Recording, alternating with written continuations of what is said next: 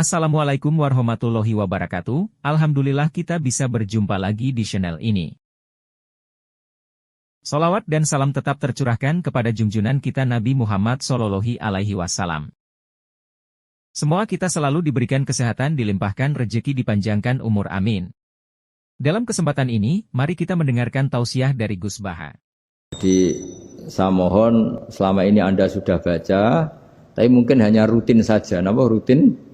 Jadi barokahnya ngaji ini kamu punya kekuatan atau punya semangat membaca, karena ini surat yang luar biasa. Ibarat gini, kalau sampean tanya, saya juga sering mikir, masa Gus hanya surat kok punya kekuatan seperti itu?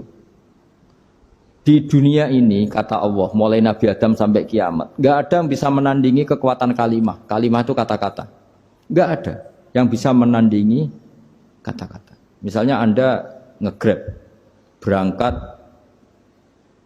istri cuek, berangkat cuek. Itu beda dengan ketika meskipun satu kalimat, wes Pak, muga-muga dilindungi pangeran, mungkin jenengan selamat. Itu menjadi teduh dan semangatnya luar biasa, karena kayak mendapat support. Jadi kira-kira kalimat itu hubungannya kita dengan Allah, Fatihah itu seperti itu. Kamu melafadzkan satu kata-kata yang dibenarkan langit bumi, dibenarkan aras, dibenarkan malaikat, dibenarkan semua penghuni di dunia ini. Sehingga itu efeknya luar biasa. Itu seperti gini ya, kamu cerai sama istri, terus nikah lagi katut babon. 10 tahun anak kamu dididik, ibunya benci kamu. Dan memang Anda layak dibenci. Duit. Dan sampai nggak pernah manggil kamu Pak. Suatu saat, kamu tentu rindu kan, ingin dipanggil Bapak oleh anak kamu. Suatu saat anak ini manggil kamu Pak E. Wah, itu senengnya bukan main. Hanya sebuah kata-kata. Makanya kadang-kadang orang itu tanya sama kiai, ijazah lafadz ini gunanya apa sih? Itu ijazah-ijazah itu untaian kata-kata, yang kata-kata ini dibenarkan langit dan bumi dan aras dan para malaikat, sehingga efeknya itu luar. Nah ibarat seperti itulah, kamu melafadzkan Fatihah itu melafadzkan kata-kata yang dibenarkan Allah dan Rasul dan semua malaikat, semua penghuni langit. Maka ini efeknya pasti luar. Nah di sini lah orang-orang dulu itu tahu keramatnya itu, sehingga ketika melawan Belanda, melawan Jepang dulu itu kalimat-kalimat itu menjadi mantra yang luar biasa. Doa yang luar biasa. Tapi di era modern karena orang sudah tidak ngerti itu, dianggap itu mantra, jimat, khurafat, bid'ah, waduh ribet menemal. Sebetulnya tidak seperti itu. Memang kata-kata ini kekuatannya luar biasa. Sama kesakitan hati kamu juga karena itu. Ngojek wangilan. Lha Pak di bojo kok kowe gagah tok kere. Wah, iku seling terus mesti. Padahal kalimat itu kan tidak melukai secara fisik, tapi apa kerjanya sesuk sarasa-rasen. Karena terus dengan pengadilan seperti itu kan, ngapain kerja demi perempuan yang seperti ini?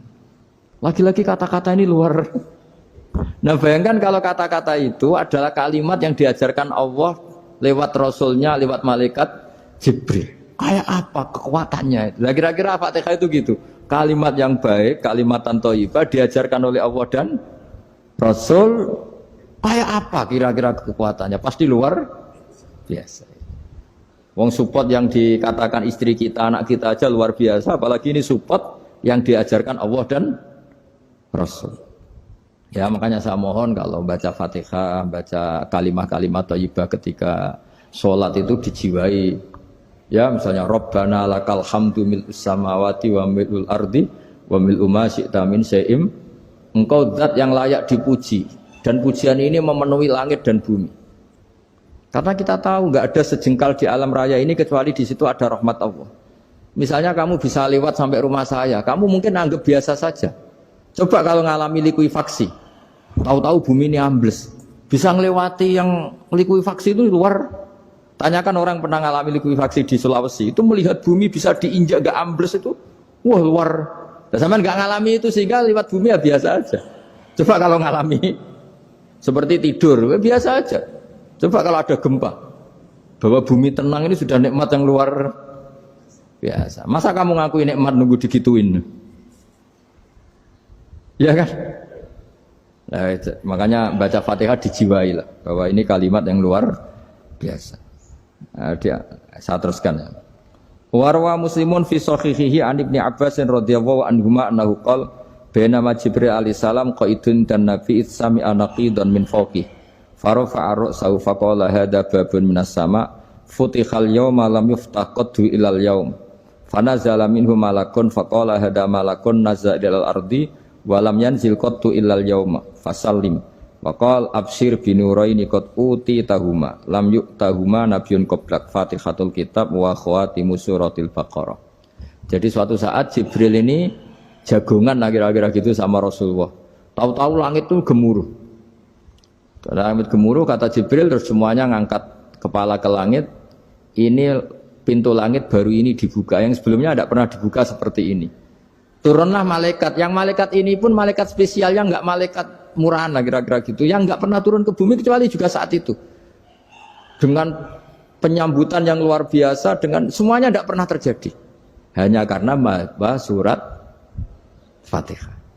Jadi ini surat yang luar biasa, pengawalannya lewat malaikat yang spesial, enggak pernah turun di bumi kecuali saat itu. Penyambutannya juga enggak pernah seperti itu, baru seperti itu. Jadi semuanya itu spesial.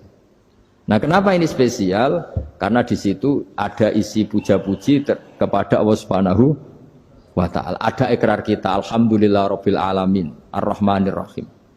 Ikrar ini penting. Kalau contoh paling gampang gitulah. Kamu punya istri selama ini cerewet terus. Suatu saat ngomong, "Pak, tak angen-angen ra ono wong lanang koyo sampeyan." Wah, itu langsung tidak ada lelaki sebaik engkau. Itu sama senengnya, masya Allah. Karena ada ikrar dari seorang istri ke kamu.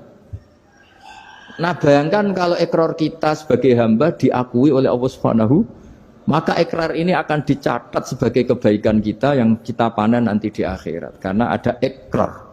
Kita ikrar bahwa alhamdulillah rabbil alamin. Kita ikrar ar-rahmanir rahim. Kita ikrar maliki yaumiddin. Kita ikrar iyyaka na'budu wa iyyaka nasta'in. Sampean misalnya jadi orang Indonesia, ketemu orang Indonesia yang makmur di Jerman, terus lupa Indonesia. Kamu orang Indonesia? Enggak, saya enggak orang Indonesia. Mangkel gak kira-kira? Mangkel. Karena salah ikrar kan gitu. Ya, jadi saya mohon jangan anggap kalimat itu hal yang biasa, tapi luar biasa. Nggih, ngoten mawon. Assalamualaikum warahmatullahi wabarakatuh.